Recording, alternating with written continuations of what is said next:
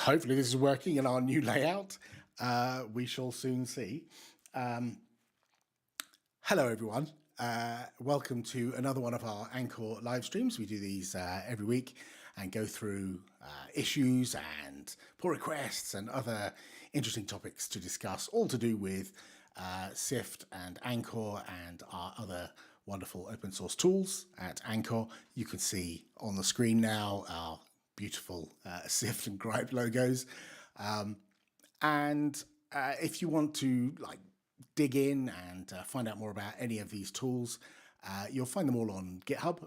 If you go to github.com/Anchor, you'll find Syft and Grype and a whole bunch of other tools and utilities and bits and pieces that fit together to make our SBOM and vulnerability tools work. We've got, that's the wrong post. Gardening is where we are.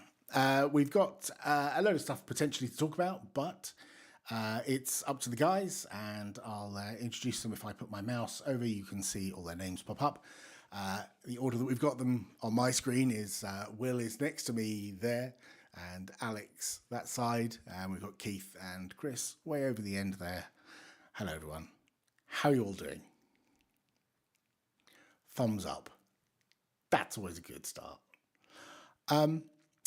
So we've twiddled around with the layout. If you're watching on the live stream, I must quickly point out the chat is now on the screen, so people who are watching can see the chat, and I can see Josh saying, "What a font!" He's talking about the wonderful fixed sys Excelsior font, which is on the right-hand side. There's a little frame around the chat, and it updates every minute or so with number of stars for each of the projects, pull requests, issues, open issues, pull requests, and forks as well. And you'll notice when it cycles round to Syft, that Syft is now at 5,993 stars on GitHub. So we're so painfully close to 6,000.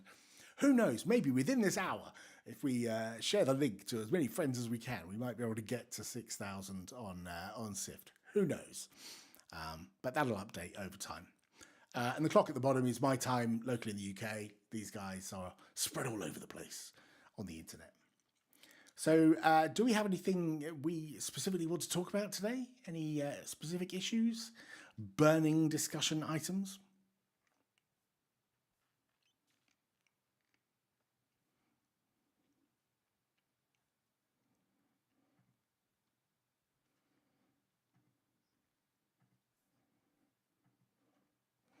Sweet. I think I have it handy, so let's pop it open here. Okay.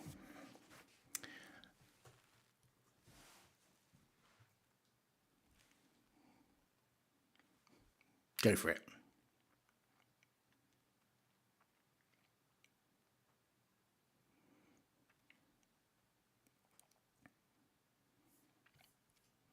Parse or interpolate or something. So now we're seeing in a bunch of images that we tested against. So Keith found, oh, well, we have this bash.pre-inst as a binary. It's an executable that we don't know what it is. And so we try to list out any binaries, any executables that are not associated with packages or really associated with anything. Well, okay, so it's kind of odd to have a executable as a pre-install script. Usually these are just shell scripts. A little bit of digging shows that bash and other shell-like packages, there's another one for Debian called dash, they specifically say we don't want to depend on shell to install our shell.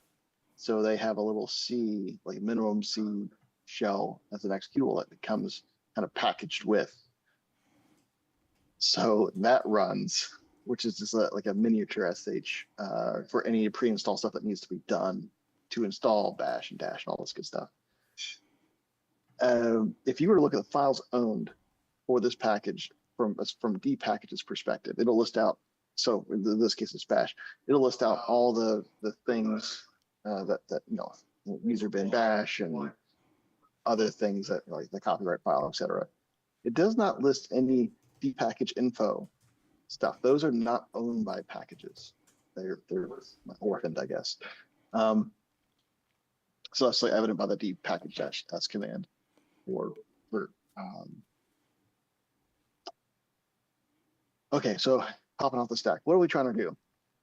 We don't want this to be an unknown in the SBOM because we know what it is. And so Keith came up with the idea is like, well, if there's any relationship from this file to a package, we will not list it as an unknown. And we probably don't want to go as far as say that this package contains this file, because yeah, the dpackage archive does, but as far as file ownership is concerned, this file is not owned by this package. So it's not really contained in it. So are these the maintainer scripts? These are the things that at the point in which the package was installed, some stuff was created in order to do pre-install or post-install or pre-removal or post-removal, hence the pre-RM, post-RM, pre-inst. Those scripts that are either side, they're maintainer scripts, right? Exactly. And like if you take a look, like run file against any one of those, you'll see they're all shell scripts. And this is like kind of a snowflake in the sense of like I didn't want shell bash to depend on shell, so they just kind of brought their own little tiny shell, precompiled tiny shell. So, which is fun. That was a fun little nugget. So You're the question is like there's like a mini binary inside those files. If you run like take the file command against say any one of those like pre-inst files, you'll see it's just POSIX shell text. But if you run file against that pre-inst one, you'll see that it's a ELF executable.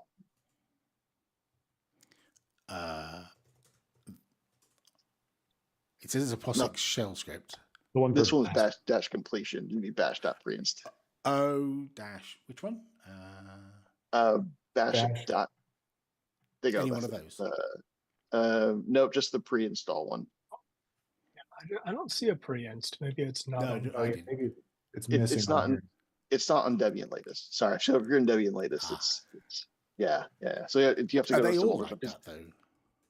No. I found Dash and Bash. They kind of share that same kind of history where they did this trick, and but I did not see on the tip of like of those Git repos. I didn't see this pre-inst .c file, so I think they got rid of this trick somewhere along the way.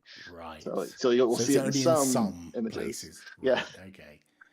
Wow. So I have a quick question. Are we for these scripts, the pre-inst and post-install scripts, are we cataloging any of them when they are files now in relationships to the package? Like, do we have them as a belongs to? It's just totally outside the band of the SBOM, no matter if it's an executable or not for any given package. It's just the special snowflake is the bash one that we're talking about now, which uses the precompiled file versus just a script in and of itself. Is that correct? What was that last part again? Say that last part. We're talking about the very special case, which is the bash preint.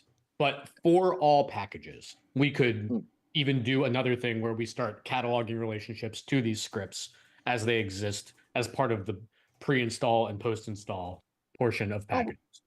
We could, yeah. And I guess so this came up because the known unknowns PR is picking up on a executable that is not owned by a thing. So like, there's only one of these that we're picking up on, but it just so happens that you're right. Like all of these pre-inst and post-inst files, the shell scripts are not being associated with anything. It's not terrible in and of itself. And so, I mean, I guess whatever we come up with here could apply to all of those other files too. Okay. Yeah, I think that's where you're getting at. I was trying to zero in on if we're talking about the general case of like if this is going to be something that we lift up and apply to all packages, no matter the file type, or if we're just trying to be very scalpel-like and say this is an executable, we know the location, let's figure out a way to catalog this kind of unknown either pattern or relationship that we've discovered. I mean, the general case, absolutely. I mean, to me, it would be awesome if we had a way of doing that. But like Alex said, this one showed up specifically just because, like, of the executable binary nature of it. For me, I feel like the answer depends on like whatever we come up with here. And because yeah, I guess ideally, Crystal, what you're saying, we would want the general case to be solved. So I put a link in both chats that just the SPBX relationship. And so right before this call, me and Keith were debating about like, okay, so it's not. So we have the contains relationship for like when there's a file ownership, this package owns this other thing. So we were debating from this list, what is the relationship that most closely Oh my gosh. associates A descendant of? I mean, Yeah, that list is really fun to pick a name out of the hat when you're building this stuff. metaphile of? Yeah, Metafile was the first one I reached for too. Because it also they exist in that like in between state of when an old package is removed and a new package is installed, right? So like the post RM is a script that fires for a package that exists. It's right at the end of its existence before the next thing comes in. So you could honestly like make the argument, and this is like a really nerdy argument, but you could make an argument that the post install actually belongs to whatever the next version of the thing is, because it's the last thing in this world that's done to prepare for that thing to come forward. Oh, I don't even know if I want to like try to think about that. Yeah. Okay. I think just metaphile of is good. Direct relationship. Keep it simple. Well, I talk myself out of Metafile, and whatever I say, I talk myself in and out of something for this part of the conversation. Just grain of salt on this one because I've got no conclusion here. But the reason why I talked myself out of Metafile briefly was, well, Metafile. So their example is like a POM XML for an application, and it seems like they're saying Metafile to be like metadata, so it's going to be purely data, not something that you can execute. So it didn't seem right that because it's trying to. So Metafile seems to be saying that it is just data about a thing, which isn't true. So then I talked myself out of that one. Is it a distribution artifact because it invokes before Bash is installed? It's a bootstrapping thing, isn't it? Because you need yeah. Right. Right. Well, and maybe distribution artifact. I don't know, because it feels like the thing you distribute. It says it's to be used when distributing ref A requires that ref B also be distributed, which is I don't know. That doesn't make sense because distribution artifact, like just the phrase, sounds like this is a tarball with the software in it. Pro tip for that table, by the way, scroll all the way to the right. There's a little scroll tab, and because there's another column that gives an example. So, I did not see the other column. That is some yeah, sneaky CSS. Thank you. I will read the rightmost column before I propose another option. Can I talk you back into the metadata option? Because on the documentation for package maintainer scripts and installation procedures for Debian, it says these scripts are the package metadata files. Their documentation says the word in the first topic sentence of the. It's linked in the YouTube chat that I added the guide for it, where you like all the things that these can be used for. So from the horse's mouth, they're saying the word. I don't know if we want to look that in the face and go, I don't think that's it. Like we can just take that and run with it. I mean, go ahead. I just missed something, but that's okay. I mean, I'm not. I'll +1 it. Yeah, because we were talking through a few other ones, and like of all the ones that I read through, the meta one seemed to apply the best, even though it wasn't like accurate. But I mean, hey, even better if this is saying that it really is just metadata. Maybe I just don't know what metadata is at this point. Yeah, I'm okay with it. So I guess. But it's executable metadata, which is like a bit weird. I know it is. Yeah. Yeah. I don't know. Executable data seems weird. The only other one that like I this doesn't even answer the question fully. The only other one that really made sense was at the very bottom of the table, this other, and we tend. I think if we were to use that, we would still want to create a relationship in Sypt that makes sense all by itself. That would translate to other when we encode to SPDX. So it only half answers the questions. Like, oh, for SPDX we use other, but then for yeah. Okay, sorry, I didn't mean to interrupt. Well, that's really all I had. It's like, yeah, meta file I think is great. Other could work, but it doesn't answer the question. So what about provided dependency of? Like that. Has any other tool determined what this is? Like, are there any other tools that highlight these as, I don't know, executable as part of a thing or as metadata of a thing, or?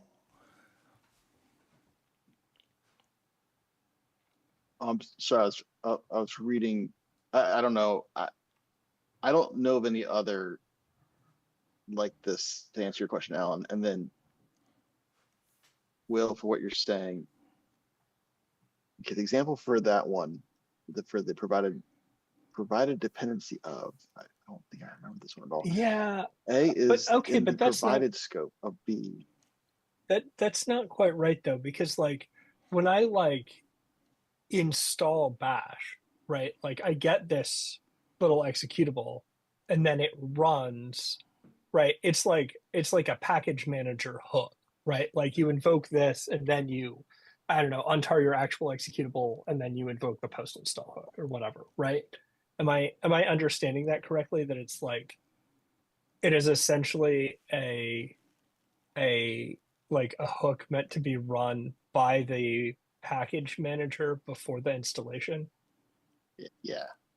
Okay, then provided dependency of doesn't make any sense. I was Is still it trying to not parse just it. No. is it not just like a part of it? Like it because it's gonna be in, like if I untar the raw package, I can find the bytes of bash.preinst, right? Right. So if I was crafting an SBOM and I had all of the artifacts in question, what I would do is I would say I have this package and it contains all of these files. It's the files owned on disk. And then I would say a relationship that says distribution artifact is, and then I point to the deb. And then I would say deb contains these preinst, postinst, etc. files. So like there would be an association between them transitively, but like, but they're still separable. Like I have, these are owned by the package of installation and his is this, it's in the distributable artifact, but it's not like owned by the package of installation, which is a quality we kind of want to preserve. Because I agree, like contains works great, but we're talking about just distribution artifact at that point and not like the package as installed. Right, the package as installed, like the bash. And honestly, if you remove that, the bash.preinst after bash is installed, probably no one will ever know. Right. Like it okay, so it's sort of like, right. So if we could represent the whole chain, we could say like the dpackage or the RPM that brought bash is the distribution artifact of bash, and that contains preinst. But we don't have, the problem is that we're seeing, I think I understand the problem better now. I'm going to try to state it. The problem is that we are finding images where bash and its pieces were like copied into the build context. Like nobody did like a run like apt-get install bash, right? So no, there's this is actually with apt-get install. Oh, okay. So why don't we do it the way you suggested and just say like, then we have an aptitude package called bash and it owns this stuff.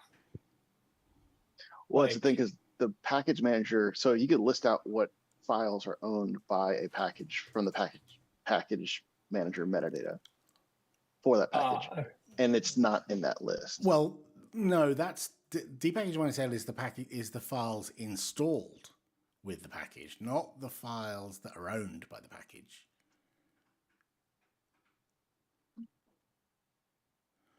So, interesting. Okay. I guess I don't. That's a distinction I didn't realize I was going to need to make. I'm still It's good, simmering isn't on it? that one. Yeah. Well, the other question that I have is, I mean, if we said like, could these just be dependency of things? I mean, it seems like they're required for the packages to function in some ways. Yeah, I guess maybe we're asking the broader question is like,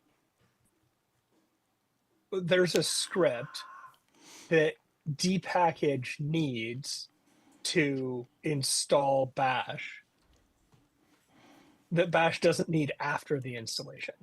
And so I think maybe the question we're asking is like, do we care if like, so we're asking how to write down in the SBOM the fact that this was like a one-time package manager hook, but is not part of the ongoing operations of the package. So it's like, it's not a runtime dependency. It's not a build time dependency. It's an install time dependency in between. I guess Wait. one question I would like to ask is like, Wait, hold on. oh, go ahead. I think this said it. I mean, do we just say it's an install time dependency, which is so SPDX other is the answer, and then for Syft we say install time dependency. Sorry, and then you were gonna ask a question. Yeah. Well, I was going to ask whether it, because one of the problems with categorizing something as other is we fall off everybody's switch statements and don't get used, right? Whatever that information is. And so one of the things I was going to ask is if we say like a build time dependency is something that's needed on the machine that built the artifact, but not on the machine that runs the artifact, and a runtime dependency is needed on the machine that eventually gets the artifact, like it seems a lot like a runtime dependency to me. I know it's not technically a runtime dependency. It's sort of like a first invocation dependency, but I think we should ask ourselves a little bit like, does making that distinction in the by like changing a relationship type in the SBOM profit us at all? Like, is that and like I mean, it does. Prevents it us just from. Go ahead. Sorry, I think it prevents us from lying. So like, if people are expecting that we have relationships to things that are like the dpackage-l shows, so like here's what's part of this package, then us amending things and putting stuff in there might be difficult if you're trying to use that list to say, so like imagine I was trying to do this square up, say RPM, what I find in the RPM database with what I find in the SBOM, and the same kind of thing was occurring over there. As a side note, I actually don't think the same kind of thing is happening over there, but imagine that there's an analog over there where like there's a pre-install, post-install script. Well, the database says I have all these lists of files, all these digests, and my SBOM would say the same thing, except it would have like a few more files. And I would be like, well, wait a second, it looks like somebody's changed my package. But that's not true. It's you would have to then kind of put together like, oh, the tool decided that this is also just owned, even though the RPM database does not say that. So it's the same thing here, where it's like the flat file, the status file saying the list of files installed, and then we're just going to kind of amend it. I thought all the Debian package metadata got thrown away in most containers once you distribute them. The status files tend to stay around, the which represents what's been installed. But you're right in terms of like the available remote, like, so you can't search against all the source lists, etc., and package lists. Like you have to do like an apt update before you can start doing any apt commands for like new packages. Because the database has been wiped, right? Right, but like the status files are still there for what is installed. Right, but that means these files wouldn't exist, surely. If the dpackage database is gone, surely all of varlib dpackage info is gone. Like, which Docker image exhibited this behavior? Oh, several. I mean, like adopt open JDK is one. So if you do adopt open JDK latest, it'll be there. But all it would take is in the Docker file for them to run any kind of apt-get command as like the first step to do a refresh, and those would get pulled in to a layer and then built in the like. Just because the base image doesn't have it doesn't mean that a subsequent image that uses that base image could run a command that then populates those metadata files. Adopt. Yeah, I'm just going to suggest one other thing, and then I will probably stop talking. But the optional dependency of has an example used when building the code will proceed even if a dependency cannot be found, fails to install, or is only installed for a specific platform. Optional dependency of.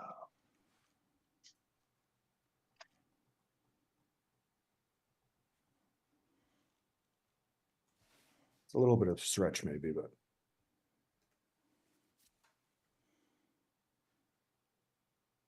There's also file added, which is like, I mean, it's more specific than other, but it's not that bad, right? This is a file that was added to the distribution artifact, right? The example is like foo.c has been file. Where did it go? Sorry, this table is really hard to use. I have it done at super wide monitor, and I can only see half of it because of CSS. So it says a source file foo.c has been added to package archive. So it's a file that was added to an archive, and it doesn't seem to say why, but it seems that that's true. It's a file that was added to the distribution archive, right? Like I mean, maybe we know a little bit more. We're not lying, but it seems to say more than other. I think my vote would either be that or other, and then specify install time dependency, because that seems like the most truthful. But I'm worried that tools consuming it won't know what to do. But then again, we've always had the sort of the philosophy that like Syft should be as correct as possible, and then other tools can be reasoning from the truth, right? If we try to meet the other tools halfway there, then we've just got this like weird dance in the middle. So yeah, we fill the comment field with like the name of our relationship in the other field. So like there's hope of another tool catching onto it if they wanted to from the SPX format. Yeah. I'll throw one more. Go ahead. I'll throw one more into the ring too. I didn't see this earlier. Optional component of is apparently an option. That's very similar to the optional dependency of that somebody was mentioning, or Keith, I think you were mentioning earlier. All right, so we might not come to a conclusion right now, but like I think but we have more options than we had at the top of the call, and we are all still wondering what the correct answer is here. So okay, maybe we could like we don't have to talk about this one any further. It was helpful to know what folks' thoughts were here, and we do have more options now. Optional component of sounds actually kind of interesting, right? Because there's all kinds of things that are like that, right? Where you install something and you also get a bash completions file, and like you know the executable works fine. Like all your DLLs came, all your everything's good. The shell completions file was just like it was also in the RPM, and it's really nice to have, but you don't need it. Like I don't know, it's kind of a cool relationship. Or like if we end up like bundling, we've talked about bundling useful templates alongside Syft or Grype sometimes, and like if we were describing that situation, we might use optional component, like comes with a template.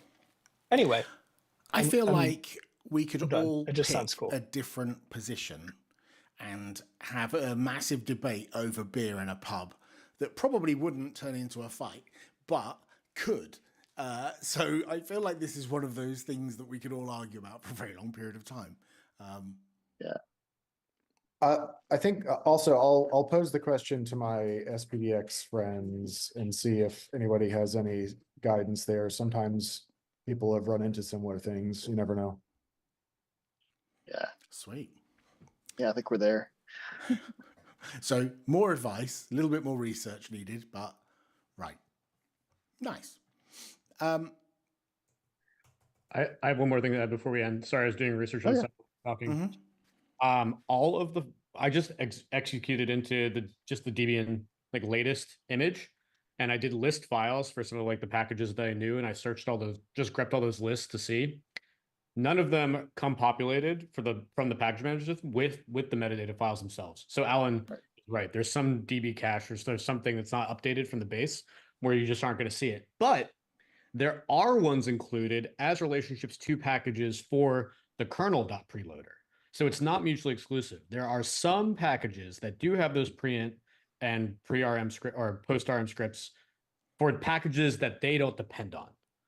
The example I found was for the kernel. I'll go back and find which package that was for, but that was interesting to see it pop up in the list when I thought exclusively they just wouldn't show up. Well, but one small change, like if you get Debian latest and you do a find root grep preinst, you'll see these files. Yes, they are there. They're not like related together in all the ways that the package manager can know about. Yeah. Well, yeah, and that's true in any, and that's what we're saying. Like in it doesn't matter which flavor of Debian. Like so, like all of those varlib vpackage info files, they just none of those files are associated with the package in question. So like in this case, like the dpackage-l, like you'll never see a varlib dpackage info listing for anything. So it's always disassociated. Right? That's to be expected, right? Yeah. Okay. Popping off the stack to the next thing. Item number 2. Does anyone only 33 minutes in and we're on item number 2. Does anyone have anything specific they want to discuss? I usually put the list of needs discussion down here, but I'm pretty sure we've already been and done all of these. I don't think any of these have changed. We could go through and see if there's any replies from anyone and check in on them. Is that one closed? Oh. Why are they? Okay. That one we've done quite a bit, and you've also touched on in another place. Yeah, I basically just made another issue that there's basically been a bunch of issues that have like they're similar, indirectly pointed. Yeah, but like they haven't really talked to like the core nugget of the thing that I think folks want. So that's what that new issue is talking about. Yes, we've discussed this a couple of times now. Right, nothing there. And that was another one that we talked about recently. So we probably need to do this, but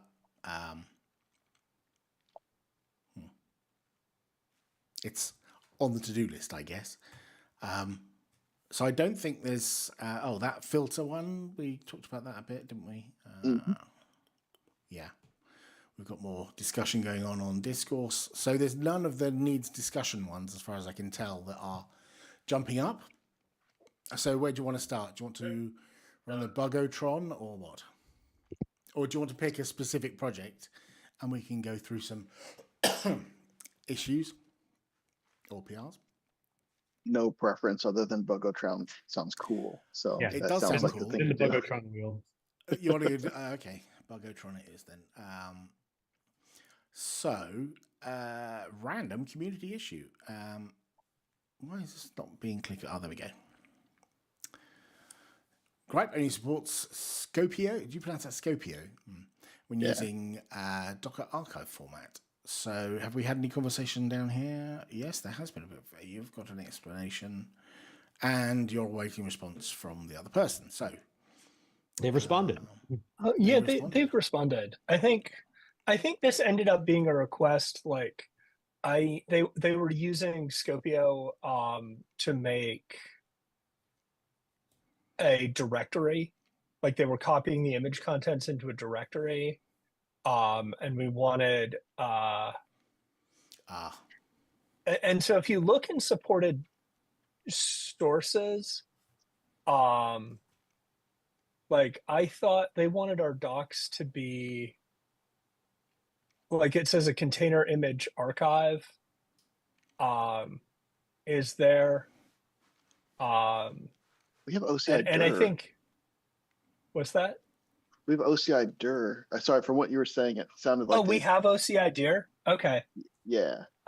I think, okay, maybe I told them the wrong thing, but I told them to do it as a Docker archive, and then it would work fine, which is true. It did. That's true. Yeah. But I think that what they did, okay, so maybe we should reply and just say, like, you can do a directory, but you need to tell Syft, like, because they're unpacking a Docker archive to like an OCI directory layout, and then having Syft scan it as though it's a directory, but it's not. It's an OCI image layout thing. So it's got like folders that are SHA-256s with tarballs in them, and Grype doesn't find anything in there because it doesn't look like packages, because it isn't. So I think probably they need to tell. We should just update them and tell them, like, you can ask Grype to scan an OCI dir, but you need to do OCI dir : path. If you do dir : path, Grype thinks of it as normal, like, files on your system. Yep. Who wants to take that then? I think I see how that happened. It's because Scopio in the tool, an OCI layout, that scheme is called dir, dir. Right. And so right. Okay. Right. And then they pointed at a thing that really is a real directory on their host with a dir scan. And they're like, why don't you find anything at all? I was like, well, so. And then they asked for a docs update, and I should have done that, but I wasn't sure exactly, like, I didn't know Scopio called the OCI directory layout dir. And so I sort of felt like the docs already were pretty clear. But I was missing some context. So maybe we could update the docs. I don't know. I guess if we wanted to go above and beyond, we could try to put a little bit of error detection in Sept and Grype and just say, like, this directory looks like an OCI image saved as a directory layout. Did you mean OCI dir? Quick question. Am I understanding? I sort of spaced out a little bit. Am I understanding this correctly, that the only problem is that they use the dir : and it wasn't selecting the OCI dir as one of the options? Which is correct. Which is correct. Because if you specify a scheme, we blindly use that scheme. Now, but I think to what Will was saying a second ago, like, well, we should be able to automatically detect a thing. And I think if he had not used a scheme at all, we probably should enhance. Is there make enhancement to, like, detect that? Can we get a link to this? I'm trying to reread it, and we keep scanning to not the part or scrolling to not the part I'm trying to reread. Thank you. I'm sorry. That's okay. I was not broadcasting on the mind reading channel which part of the issue I was trying to reread. So there's been an update to this. Is that one of you leaving a comment That's me. or something? That's just me. That's all. Okay, cool. Sweet. Right, yeah, because he said dir, and that probably is worth a docs update too, is to say that if you do dir : we are thinking of it as like a source directory, not an OCI directory layout. Cool. Shall I leave that one with you to update? So I just wanted to point out one thing. So Syft, with the changes that I did to the sources, dir does include OCI dir. So maybe it's just something we really need to, like, update Grype to have use the same source tags, like the same way that Syft does things. I don't think that got to that for some reason, maybe. Oh, so it might have been okay. So got it. It probably was supported earlier, and then like on the refactor, okay. All right. So, but you're saying if you do dir colon and Syft, it like auto figures out that it's OCI dir? Yes, it should. Yeah. Interesting. That's that seems wrong because like we're saying like do a directory scan on this, not like don't treat it like an image. Like so like when you specify a scheme, we're saying very specifically do this, like interpret it like this, so that there's some auto detection happening still in that case. Because ideally it would be just like Syft, no scheme, give it a directory, give it no context, it'll figure it out from there. And that's where I feel like that the auto detection lives. I agree with Alex on that one. Every time I use the dir, I immediately, my brain turns off any kind of container context I have, and I'm just like on the file system analyzing stuff that is hard there, not within any kind of groups or anything like that. So I do agree with the auto detection feature though. I think moving up a level for that would be we can improve it to just do this and pull it in. No, it's no CI layout, and then basically put the prefix in front of it as if the user had known to do that in the first place for ourselves. Because I don't think we do that now. Someone want to capture that? Are you capturing that, Alex?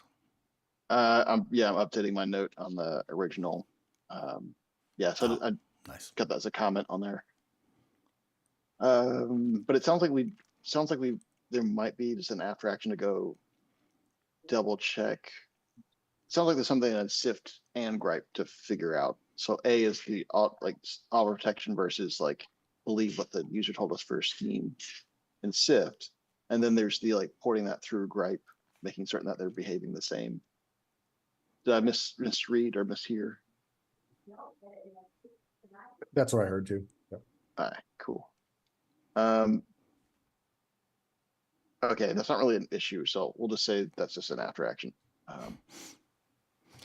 Shall I spin the wheel? Spin it. Distroless warnings.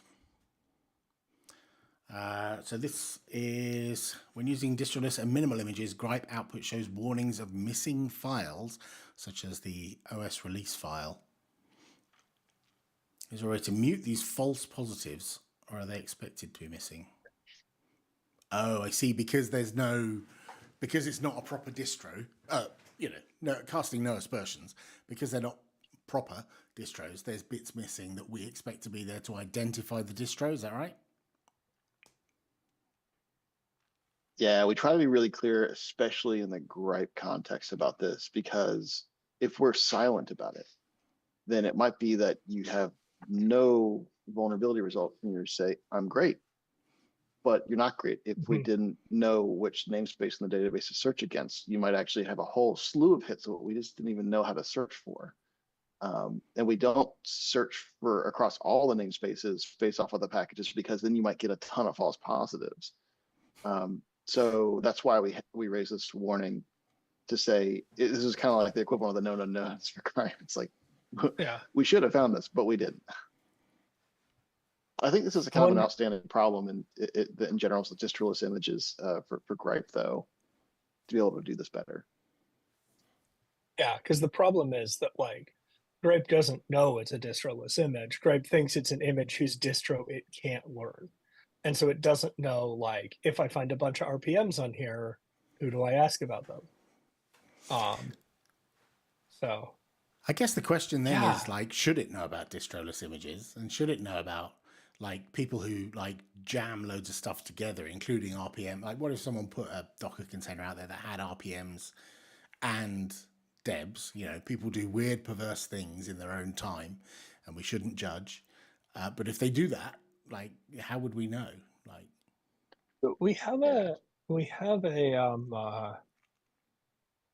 old Grype issue that's like distro matchers should be guided by package type, not actually Grype issue 86. Going back to the 2-digit issue numbers. It basically says like 86. I just have to link. Yeah. So basically, like right now, basically the way we do a scan is we look at like Etsy OS release, and then we're like, okay, we're on Red Hat 9. So if we find an RPM, we are going to search Red Hat 9 vulnerabilities for that RPM name inversion. And that has a couple of like failure modes where like, what if you deliberately added, like you go and add the like yum registries or whatever they're called for Red Hat 10 as well, and you install something early and you fix whatever linker problems that results in, or whatever you need to do. Like we're gonna match it wrong. And so one of the things, like the request here is, and is that if Syft puts like a distro in the Perl, like then use that to inform the namespace. But I think that part of the problem is that we weren't sure, like I don't remember all of the context. I have took an a ellipsis swing there at too.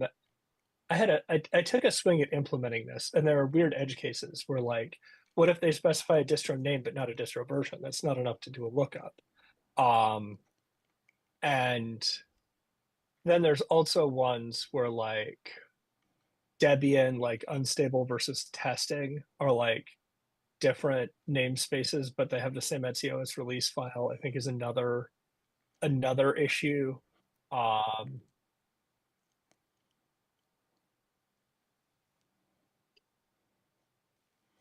Yeah, and the other example here where that Yeah, you've brought up with what if you mix and match on one image?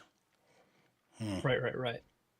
Yeah, or you make like, yeah, or there's a source of RPMs that's not your distro, right? Like there's sort of the built-in assumption that your OS package manager is talking to you like your distro's package feeds, Right. which is like valid most of the time, but there's nothing about the world that makes it true. It's simply the situation we usually find.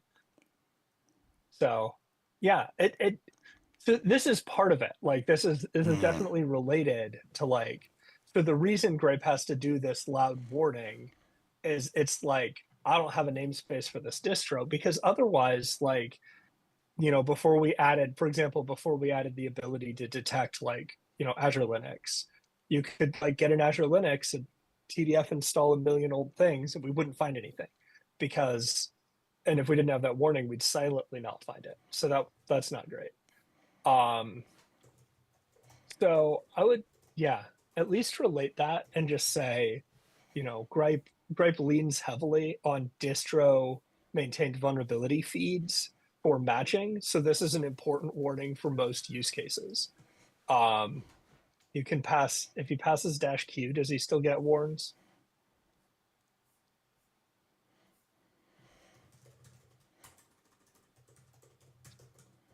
Something we can try out. So Okay. Chris has his hand up very patiently. Yeah, there was a lot of importance at the end, so I didn't want to interrupt on like just getting that summary out. But I'm wondering if this pushes us towards a flag on Grype, where if again this is like a powered user and they know that they're scanning a distroless image, right? Then we don't emit this warning, but we also kind of take some steps in Grype to produce a result that's the context of that distroless image. And what I mean by that is that I don't think do we have all the binary classifiers turned on by default when we're running Grype out of the box? We do. We do? Okay. Well, then never mind. Then it should just search for those and highlight, hey, you're running distroless. We don't have an upstream like name feed to associate these with, but these are all of the binaries that were discovered that were kind of used at like runtime for your container. Yes, it's distroless, but some Linux dev tools have still been copied over into the container and are being used, which could like, those are the things that lead to like the living off the land attacks where, like let's say someone popped your container and there's just a random wget installed. If we didn't surface that, or we weren't able to show that, and it was like either vulnerable or someone could use it to pull things into the running container, then I don't know. I think there's a lot of space to make a more contextualized vulnerability report for distro lists that where the nuance doesn't exist in the regular Grype. I thought our default behavior in that case was to raise, like, Syft will raise up binary packages and will attempt CPE matches against the binaries. Is that not the default behavior? I thought that was like the last holdout of CPE based matching. Yeah, Is that no longer the default? I don't know. Do we have that enabled by default, or do we not? Do we need the user to enable the CPE matching for that?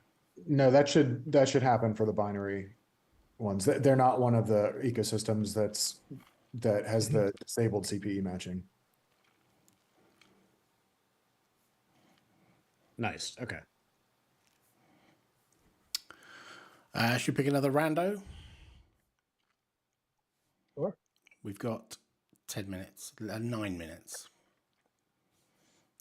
Oh, this is an older one. In Stereoscope.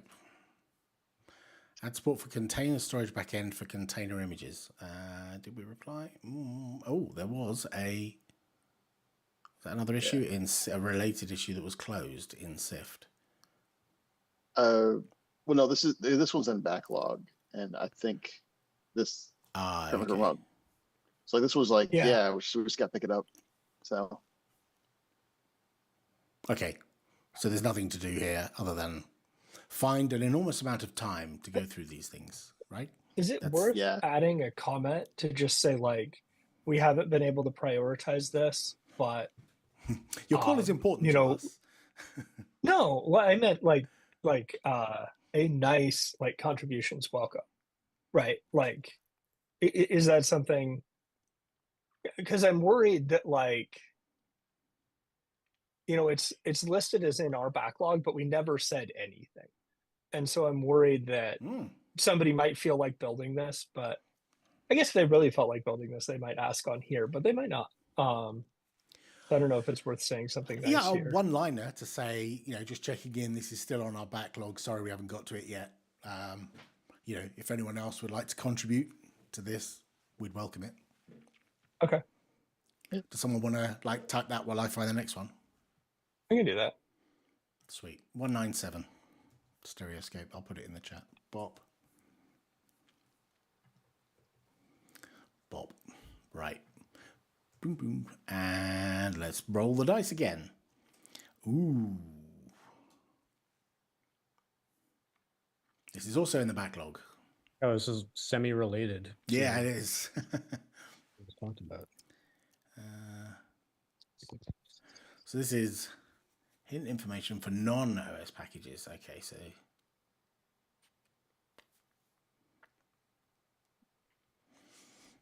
Oh, okay. So when you've got packages from a third party, is this? Yep. Right. Oh my gosh.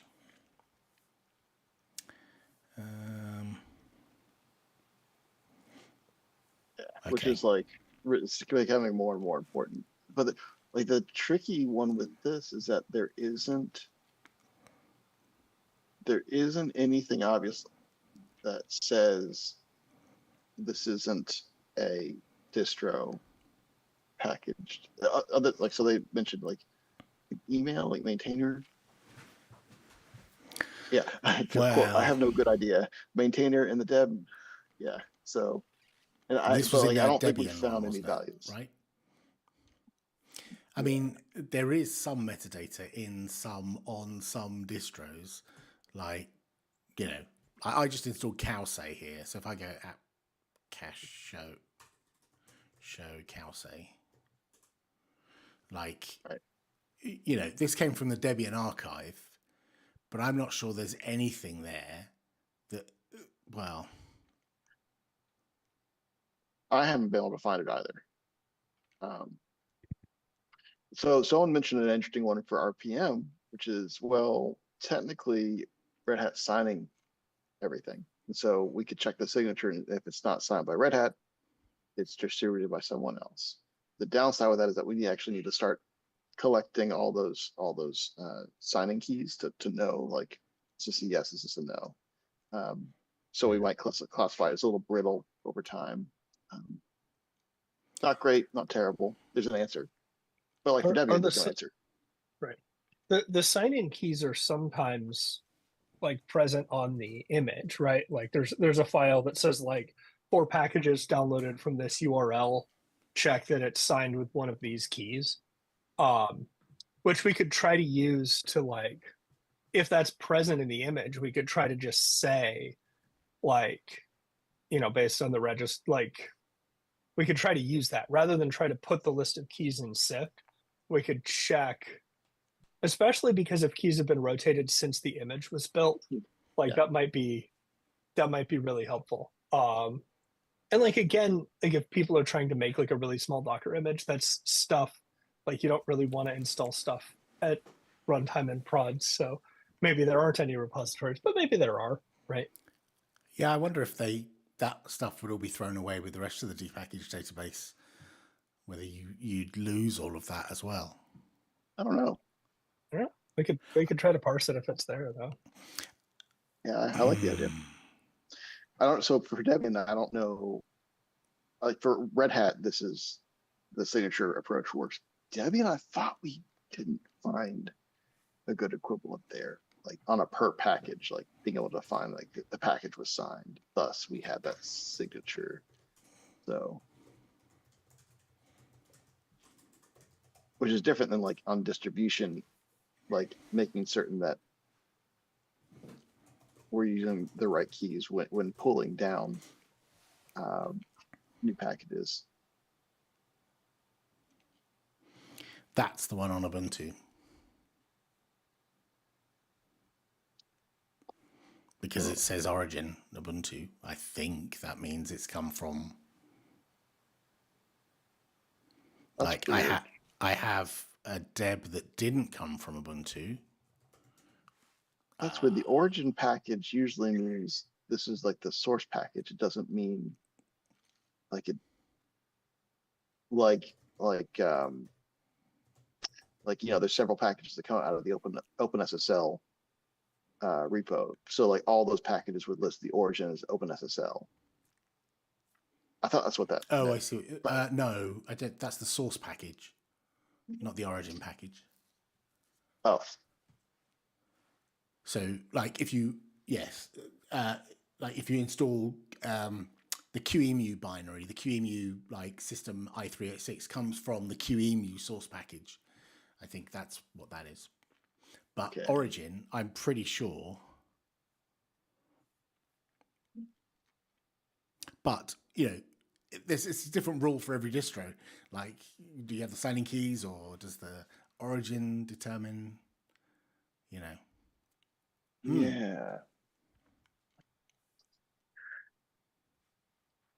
I mean, it might be worth at least jotting down that like for Ubuntu, origin is an option. So it may be an option. I don't know if it is, but I think that is. I don't know how that would get in there otherwise. Like, it's possible I've got something from a PPA or that was built by somebody else and they managed to shove origin in there. We can ask the maintainer of the deb packaging system. They'll know. Did you see the last comment from January on this one?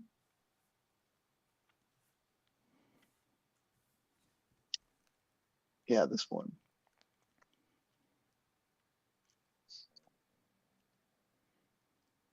So apparently Witchcraze has a package check repo, which is tracking a subset of packages. Probably he's probably doing it just for like the base images, and yeah, that's what it looks like to me. Yeah, I can't see Cowsay in the list. I wonder if they're just the ones that are in well, no. Pearl seems to be smaller than the base image. Yeah.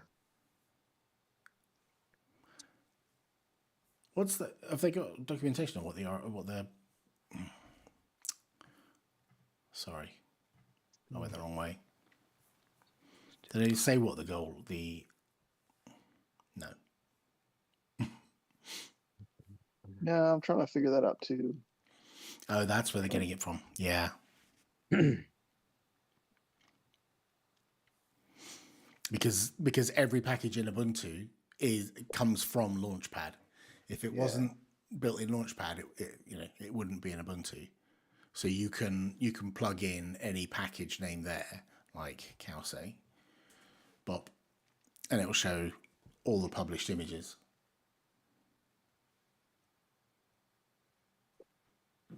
Whereas if I put in one that's definitely not in Ubuntu, someone's proposed it. Okay, so for the next release, that one will be, but for this release, it's not. It's come in via SID by the look of it. So interesting. So I wonder what their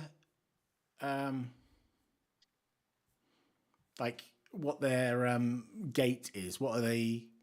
Is it only packages that they're interested in, or that's my guess. Yeah, things that I care about. That is interesting, especially interesting because they've also got ESM listed here. Yeah, and that's behind a gate. So that's interesting too.